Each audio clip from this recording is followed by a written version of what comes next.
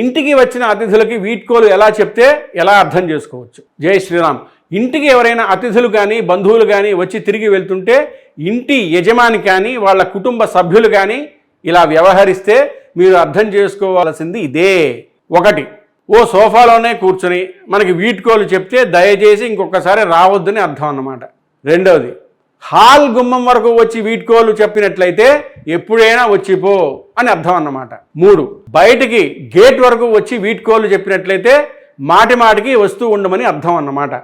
4, వీధి చివరి వరకు వచ్చి వీడ్కోలు చెప్పినట్లయితే ఇలా వచ్చి అలా వెళ్ళిపోవటం కాదు, ఈసారి వచ్చినప్పుడు 4 రోజులైనా ఉండాలని అర్థం అన్నమాట.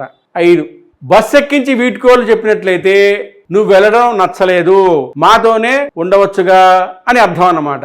మీకు ఇప్పుడు ఒక ప్రశ్న, వీడ్కోలు చెప్పడం అంటే అర్థం ఏమిటి?